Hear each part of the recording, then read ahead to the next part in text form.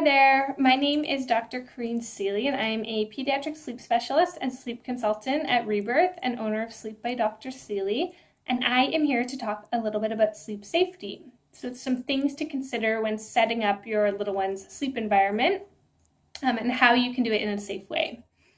So in general, sleep practices vary all throughout the world. If you think of it on a global perspective, this can range from where infants sleep, co-sleeping to crib sleeping to sleeping in the same room to sleeping in a different room. Even some countries practice outdoor sleeping, so they really believe that the fresh air is helpful for their child. So where your child sleeps can vary, depending on what works for you, and there's no real one size fits all, but we do want to talk about how you can do it safely. There really is no one size fits all. Even things like when your child sleeps, what kind of schedule works for them, can vary all throughout the world. Many European countries stay up later, sleep in later, or stay up later and have more naps throughout the day. And I've worked with clients who have a more like 9 to 9 schedule, or sleep a little less at night, more during the day, or babies that go to bed early and wake up early. So there isn't really one right time to sleep as well. You just have to figure out a schedule that works, that meets your child's needs. So timing can vary. Even bedtime routines and practices around sleep and beliefs around sleep can vary in cultures. Mexicans, they commonly practice meditation. So it's very common that they spend the last hour before bed meditating. So that's something that they would teach their children. Guatemala, they use worry dolls. They teach their children to tell all their worries to the dolls, and then they're kind of separate from them and they get to go to sleep after. So the practices around bedtime can vary, and I think one of the most exciting things about having your own child is you get to create these practices for your child, and you get to figure out what works for your family and what works for you. And in North America, actually 75% of children between 5 and 13 years old spend the last hour in front of TV or a screen. So that is something that's common in our culture, is screen time before bed. So that's something you can think about in terms of creating your own routine, figuring out what works for you. So I'm not here to tell you the right way. I just want to highlight some of the recommendations of how you can incorporate safe sleep into your little one's practice. I will talk about helping to reduce the risk of SIDS. So what is commonly highlighted by Health Canada and the American Academy of Pediatrics. And there is a PDF handout that you can use to follow along in that section. And it has a checklist of things to consider. How to set up a safe environment for your little one. So more looking at the products that you're buying. So cribs, cradles, bassinets, and some things to consider in terms of product safety. And then also safe swaddling. So if you're swaddling, a few things to consider, and also when to know how when your child's ready to come out of the swaddle. So when is a safe time to stop swaddling, and what do you want to look for? So I'll cover all of these tips. If you have any questions, don't hesitate to reach out and send me an email. If there's something I missed, something you're still wondering about, I'm more than happy to respond to you.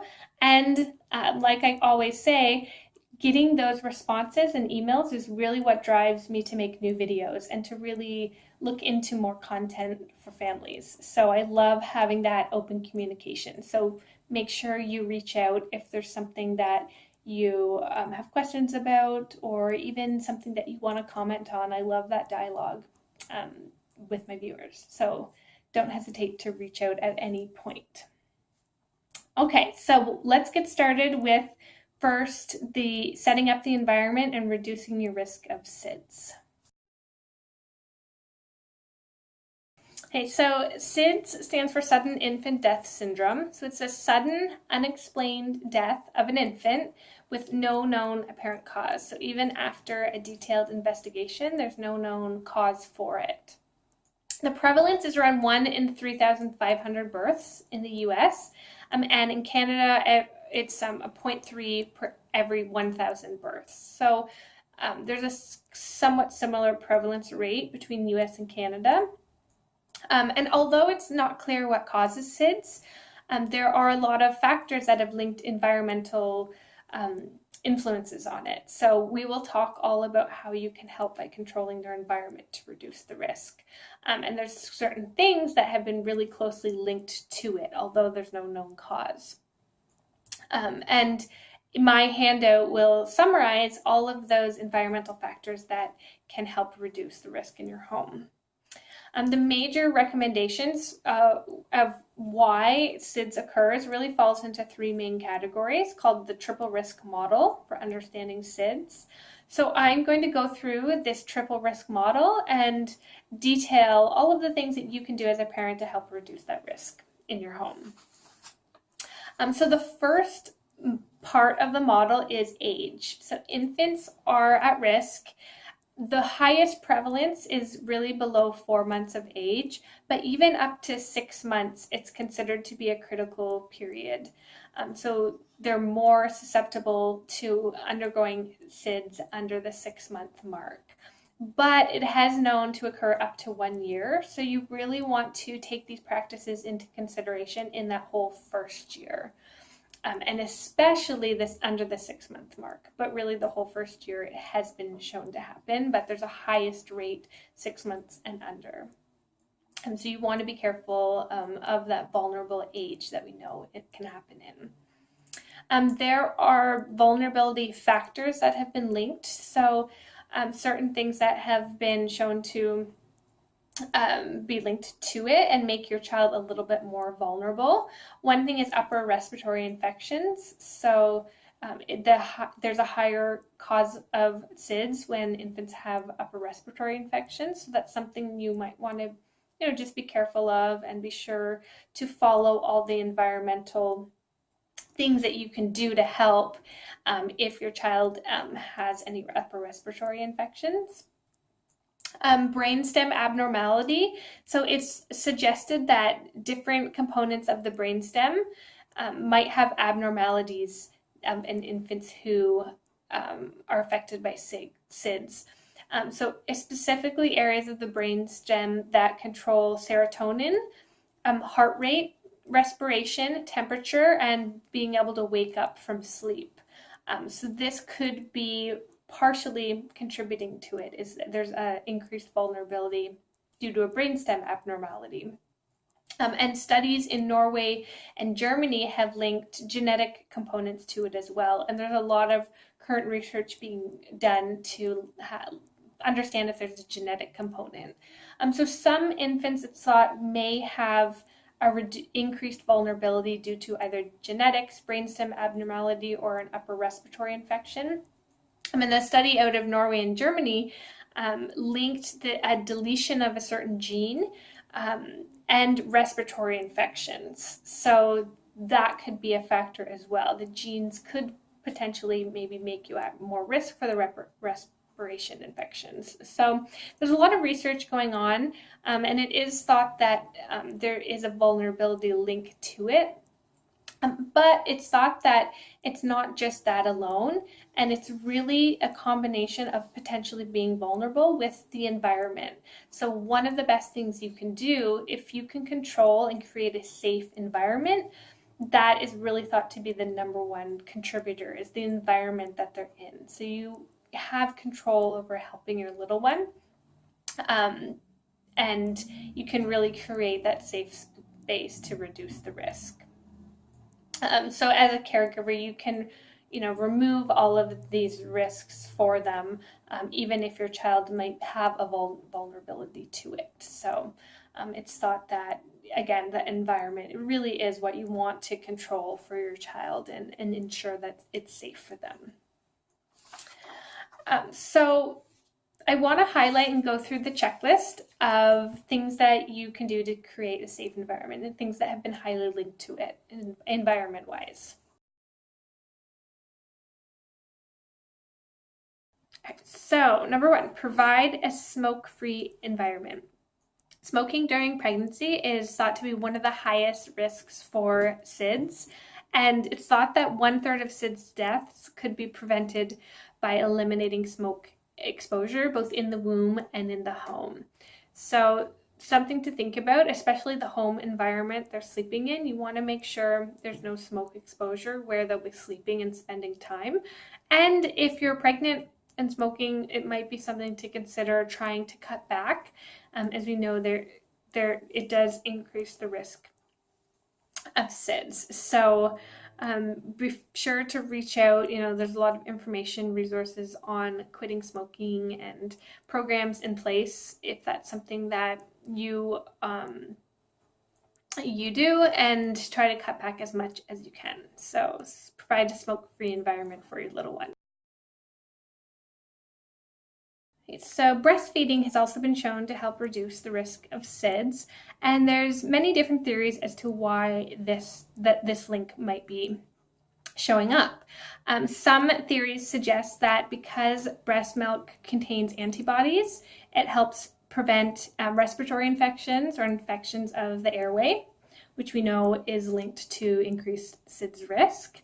It's also suggested that it helps reduce allergens, so any kind of inflammation that of the airway. So breast milk does help reduce allergens, and in general helps with the immune system. So fighting any kind of inflammatory response that could be linked to SIDS.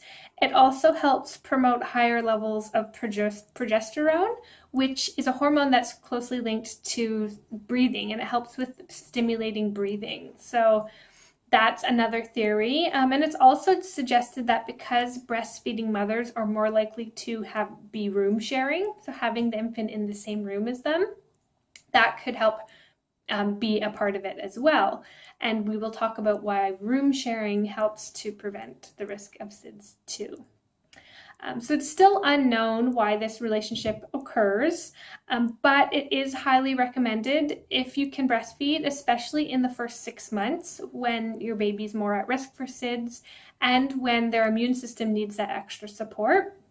It's always can be beneficial, and it's thought to lower the risk of SIDS up to 50%. So it can be quite helpful for lowering the risk, but again, it's not really sure what the link is. So hopefully more good research comes out on this topic, and we can understand what's going on there. But we do know that it helps, so that's something that you can always do for an added protection against SIDS. So next is back is best. So there is a higher prevalence rate of SIDS occurring with infants who are put to sleep on their stomachs or on their sides, because then they can roll on their stomachs. So the current recommendation is to keep your infant laying flat on their back for sleep and to avoid any side or stomach sleeping. And it's currently thought that either maybe age or vulnerability factors, so something predisposing your child and making them vulnerable, might be more heightened if they're on their stomach. So if they have, say, genetic abnormality where their breathing is affected, or if they have an upper respiratory infection, or there's some sort of contributor to making them vulnerable, it can increase the risk if they're on their stomach. It's thought that these two things can be combined. And since the Back is Best campaign started, the reduction in SIDS has been dramatic. So it's really, really helpful and just a general safe practice to keep them on their back. Now, once they start rolling, there's nothing you can really do, and it's thought to be safe at that point to let them stomach sleep. You just want to make sure the environment that they're rolling around in is safe, which we'll talk about next.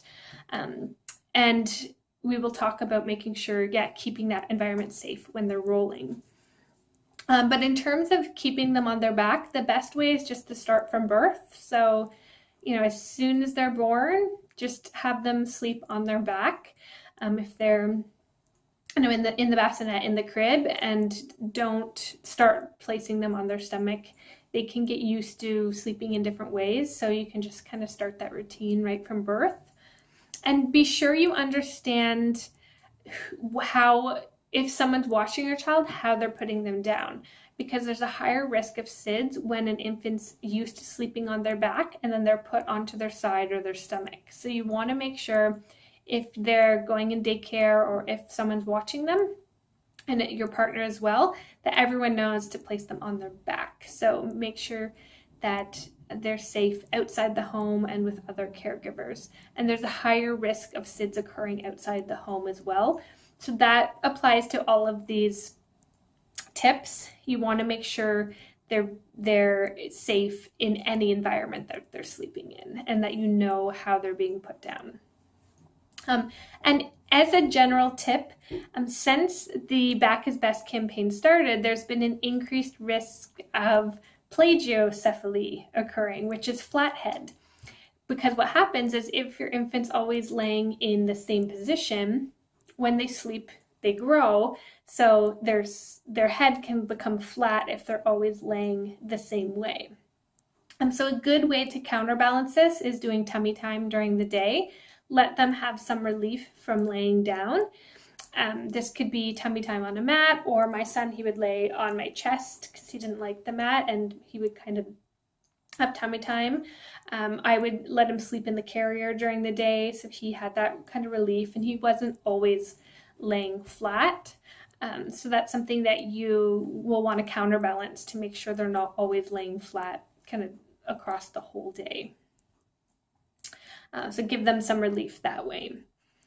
But yeah, in general, you want to make sure back is best, and ensure that once they are rolling, that there's a safe environment around them, which I'll talk about next. So next is making sure the space that they're sleeping in is safe. So you really want to look at where they're sleeping.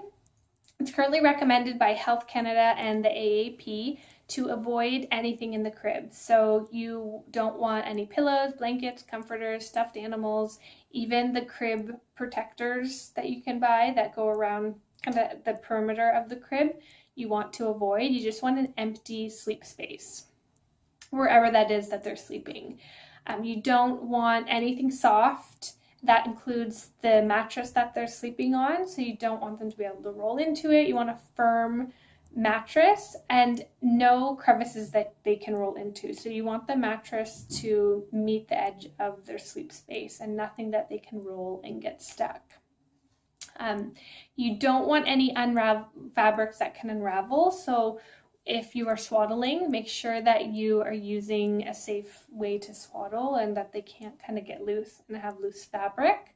And as well as the sleepwear that they're sleeping in, you want to make sure it's not too loose and they can kind of get stuck in it. So you want, snug sleepwear for them. So be careful of that space, and it's really recommended by the AAP up to 1 year. You want to avoid blankets in the crib. And one way that you can help create comfort for your little one and give them kind of a blanket in a safe way is a sleep sack. And sleep sacks are kind of like little sleeping bags, and you can have either full arm or their arms out in, and they create that comfort and that kind of blanket feel without the need of having extra blankets in the crib. So that's one thing that you can do if you want to give them that extra comfort after they outgrow swaddling, is have them in a sleep sack in the crib rather than introducing blankets as well. So yeah, just be careful of that space and nothing loose that they can roll and kind of get stuck in. Also, the space around the crib, you want to make sure there's nothing they can pull, grab, or that can fall into the crib. So be careful of having electrical sockets near the crib. Things like even pull strings on curtains or blinds. You want to make sure they can't pull. There have been cases of it being wrapped around the child's neck, so you want to nothing that they can get into. Tablecloths. I've heard stories of babies grabbing the tablecloths, and again, any kind of plugs, sockets, materials. Just make sure the space around is safe. even mobiles hanging above, you want to be careful, nothing that can fall in, and pictures on the walls. So just be really careful of that space around them, and make sure, the crib space itself and the surrounding space is safe. So next is avoid overheating. So in general, a good tip to reduce SIDS is to ensure your baby doesn't get too hot and overheat. So you want them to be comfortable at a comfortable temperature. You don't want them to feel hot to the touch, and you don't want them to be in too heavy, bulky clothing with too warm of a room, because studies show that heavy clothing and warm rooms can increase the risk of SIDS, or too warm of a room can increase the risk of SIDS. And in general, in that first 6 months, in that critical age, babies are still learning to regulate temperature. So they're very sensitive to extreme temperatures of hot and cold because their bodies are still regulating and learning that regulation. So you want to be careful not to overheat them. And, especially the first 6 months, be careful not to, you want to keep them comfortable. You don't want them to feel hot, so you can check kind of the back of their neck. How does their body feel? And likely, if it is comfortable for you, you want them to, feel as if it's comfortable at something you would be comfortable at. They don't have to be really, really warm, or, they need a little bit of extra support, but they don't need to be, really warm. And you want them to be like you would want to be at a comfortable temperature sleeping. So be sure to pick the appropriate sleepwear to avoid them getting too hot. Okay, so this brings me to my last tip, which is room sharing. Currently, Health Canada and the AAP suggest having your little one in the same room as you, but in their own sleep space. So that's what's referred to as room sharing. They have their own safe space, but they're close to you. So this could be either through having a bassinet in the bed, or there are bassinets you can buy that are for the bed. It could be having a bassinet close to the bed. There's a lot of different types you can get that kind of swivel, move close. You can be right next to them. If you are in Ontario, there's the Ontario Baby Box Initiative, which you can go to Baby Box University and do a quiz on sleep safety and learn more about it. And you get a free baby box that's safe for your little one to sleep in. And it's a Swedish tradition, and it's currently done to help to promote safe sleep in Ontario. So that's something you can look into if you live here in Ontario. So there's different setups where you can room share, be in the same room, but they have a safe space to sleep in. It's currently thought that it can decrease the risk of SIDS by 50% if you have your child sharing the room with you. And Health Canada recommends up to 6 months to keep them in that space. And really, it's that critical period that we know increases the risk of SIDS before 6 months. So it's suggested to keep them in the room until then. And the AAP just changed it up to 1 year, it's suggested. So that's something, it's not a hard and fast rule. It's just a recommendation, but you can use this to really help build your sleep story in a safe way. So keeping them in the room, but in their own safe space that they can't kind of roll and get stuck in anything. So one question I often get when it comes to room sharing is, what about co-sleeping? And how can I safely co-sleep? Or should I be? Or is it bad? And currently, there is not a lot of recommendations out there on how you can safely co-sleep or when it is safe to do so. One thing I would recommend for anyone who might fall into co-sleeping or want to co-sleep is reading Sweet Sleep. It's a book by the La Leche League, and it really highlights, the first 1 or 2 chapters really highlights safe co-sleeping, and talks a lot about kind of using these principles of sleep safety, but incorporating it into co-sleeping. So I would really recommend reading that book if that's something that you're interested in or that you're doing currently with your newborn. And it's interesting because the book says that 60 to 75% of mothers end up doing some sort of bed sharing. So this is something, like I said, I would really recommend, because we have these guidelines saying, keep them in their own space, keep them in a bassinet, in a crib, don't bring them into bed with you. But 60 to 75% of mothers end up bringing them into bed. So we need some kind of support and information for these moms, because we know it does happen. It's a real thing. So that's something I would really recommend reading. It's also, in general, a really good book on sleep. Most of the sleep books that I own, I think I have around 12 to 15, none of them have references in them. They don't use research to write their books and to form their arguments.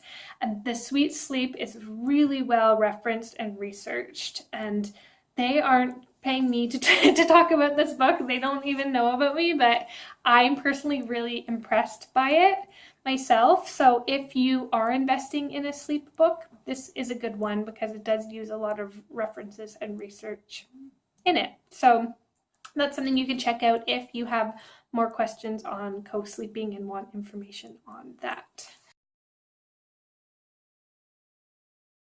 Okay, so I want to talk a little bit about product safety and how you can know if the products you're buying are safe for your little one. And I'll start with cribs. And I'm going to go off my notes just because I want to make sure for this portion that I get everything correct. So I'll just kind of be following along my notes. But with regards to cribs, in the US and Canada, all cribs that are manufactured, imported, or sold meet the country's product safety regulations. So by law, you can't sell a crib that isn't safe and doesn't meet the current safety standards. So if you're to buy one new in a store, you are safe and it will follow the safe recommendations. If you were to buy used or use an old crib, in the US, anything sold past June 2011 is up to date with safety standards. So you would be safe using anything past that date. The biggest changes were stronger crib mattress supports, improved hardware quality, and the most important is prohibiting the use of drop rails in the US. So drop rail cribs are when the railing can move up and down, and those are currently illegal both in the US and Canada to sell, even through Kijiji, and to sell used. So you really want to avoid using any old cribs with drop rails. But past June 2011, those were prohibited, and so anything sold past that should be safe for you to use. In Canada, cribs made after 1986 will still currently meet safety regulations by the CCPSA, provided that it doesn't have a drop railing. So in 2016, drop rail cribs were banned in Canada. So it should be safe past 1986 as long as it's not a drop rail crib. So you really want to avoid buying or selling an old drop rail crib to anyone. So in terms of cribs, cradles, and bassinets, so other products that you can buy that extend beyond cribs. Currently, with bassinets, safety standards in Canada were put in place in 2014. The biggest changes were to make them more stable and to remove too much soft padding in them. So anything past 2014 is considered safe bassinet-wise if you're buying used or using an old one. And the biggest thing that you want to remember, so in Canada right now, if something's labeled a crib, a cradle, or a bassinet, then it follows the safety regulations set in place. If it has a different name, so here there's things called sleep pods, sleep hammocks, Moses baskets, DockATots, beside sleepers, co-sleeping attachments. So there's a lot of sleep products out there that don't have the title crib, cradle, bassinet in it. If it has a different title, then it's not required by law to meet the safety regulations set in place. So I could make something and call it a sleep basket and sell it, and I don't have to worry about the safety regulations of it. So that's something you want to keep in mind if using products. Right now, crib, cradle, bassinet is the only products by law that follow safety regulations. And currently, the use of sleep hammocks or dockatots is thought to be unsafe and can pose risk due to rolling and kind of getting stuck in them. So you want to be aware of that when you're buying products, and the safest way to go is using a crib, cradle, or bassinet. The only difference between crib, cradle, bassinet is really the size of them. So make sure when you're using them, you want to follow the manufacturer's guidelines, because the size and the weight, age, and height restrictions that they can carry will vary for crib, cradle, bassinets. So you want to move them into the right one that's appropriate for their age and their size, and height and weight. So that's really the only difference between those three things. So make sure you follow the manufacturer's guidelines as well. And then keep up to date on any changes. So in your Safe Sleep handout, I've included links for product safety. So you want to keep up to date. This is posted, I'm making this 2017, December. So, the guidelines are always changing. So make sure you keep up to date prior to this video, and you can always kind of reach out to me if you're unsure of something, if something might have changed, and I'm always happy to look into safety for you, and I try to keep all my followers up to date as well, so you can follow me, and I'm always kind of posting new up-to-date information on sleep safety, so it does change as well. So just be aware that there are always changes. Right now, new changes are being proposed for playpens, so that could be something that changes in the future. And we're always understanding how to make a sleep environment safer and better. So be sure to check out, I've included the Government of Canada's Consumer Product Safety link and the US Product Safety Commission website as well. So that's something you can always check your item and if it falls into those regulations. So last, I want to talk about safe swaddling and things you can think about when you're swaddling your little one to ensure that you're doing it safely. And I have 4 main tips for that before we go. So the first thing, really, we already talked about overheating. So you want to be sure that you're not overheating your little one with too much swaddling or too heavy swaddling and heavy material underneath the swaddle. So overheating in general does put baby at risk for SIDS. So just make sure they're a comfortable temperature. Like I said, their bodies can't regulate temperature, and they're still learning in the first 6 months, and that's still developing. So you want to make sure you're not getting them too warm because they do have trouble regulating temperature. Make sure they're not too warm to the touch. So touching the back of the neck is a good indicator, and you want them at a comfortable temperature that you would be comfortable at. So you don't want them too warm. There's many different types of swaddle cloths and swaddle sacks you can get that range from being very lightweight to a bit heavier. So use the appropriate swaddle material and make sure that their body's not too warm to the touch and that they're comfortable. Second, avoid any loose or unraveling fabric. So if you're swaddling, make sure the swaddle, if you're say using a swaddle sack, it's appropriate for their age and their weight, because I've had some clients who are using too big of swaddle sacks and there's too much material kind of floating around, and unraveling fabric as well. So if you're using a swaddle cloth, you want to make sure the fabric's not unraveling and you're doing it in a safe way. If they start busting out and kind of moving and getting loose fabric everywhere, that could be a sign to maybe transition them out of the swaddle or to try a new type of swaddle where they can't do that. So you want to avoid that loose fabric in the crib when doing that.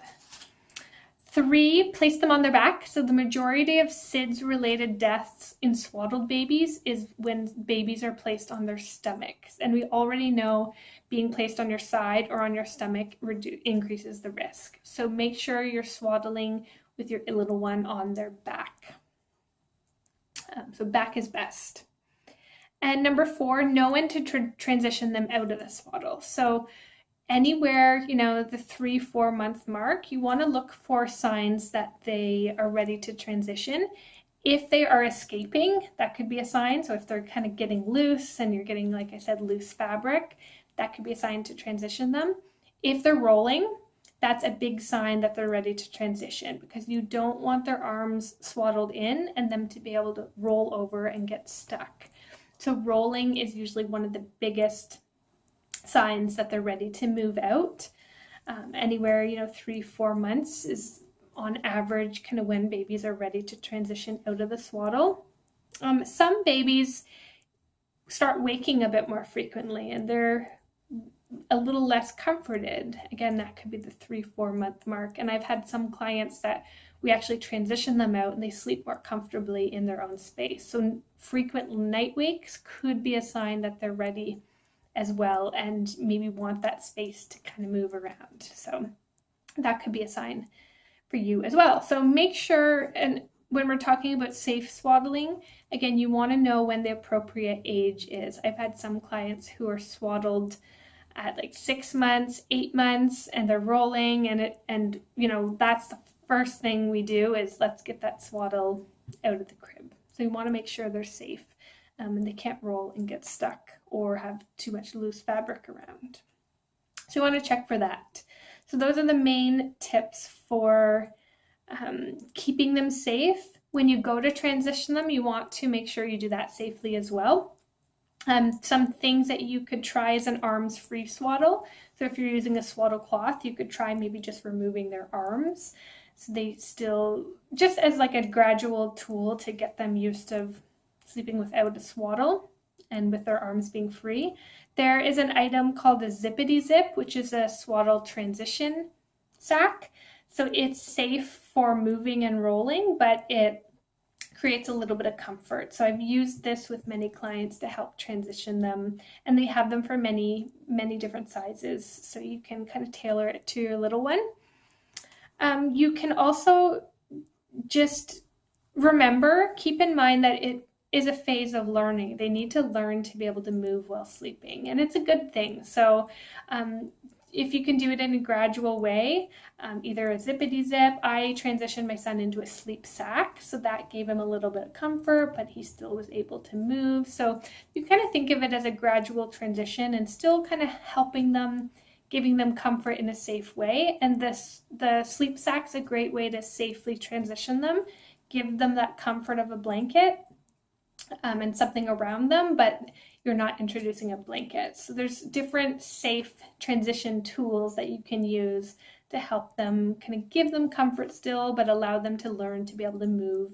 And remember, it takes time, and there's a little transition phase in learning to be able to move and to sleep. So be patient with them with that. But swaddling for me is just kind of a temporary technique to use in newborns, and it's not something you want to continue once they're older and bigger. And definitely when they're showing these phases of being ready is a good time to teach them to be able to move a little bit during sleep. And swaddling's really the most useful during that 3-month mark where their mechanisms are still developing. And in my newborn workshop, I talk more in depth about why swaddling is helpful and what's still developing in newborns. So you can check that out if you haven't watched that video yet. And keep in mind that these are all tips to help you build your own sleep story, to be able to do it in a safe way. You want to create something that works for you and your little one, but be safe. So I really hope this has helped and gives you some ideas of how you can build a safe sleep story for your little one. And again, never hesitate to ask me questions if there's something I missed, if there's something you want to comment on. I love getting feedback from people who watch my videos and from people I work with. This really drives me to ask new questions, provide new content, and find the answer if I don't know the answer. And I really love that communication. So always reach out and let me know if you have questions. And I'm always happy to talk for free about the safe setup for your little one. And if you have questions about that, that's something I always offer for free. So don't hesitate to reach out. And if you haven't signed up for my newborn sleep workshop, you can check that out as well. It highlights safe sleep, not safe sleep, but sleep in the whole first year. So how sleep develops and what you can expect and how you can help guide your little one and build a sleep story that works for you. So check that out as well. So I hope this helps, and happy sleeping, and be safe and enjoy this wonderful time with your little one.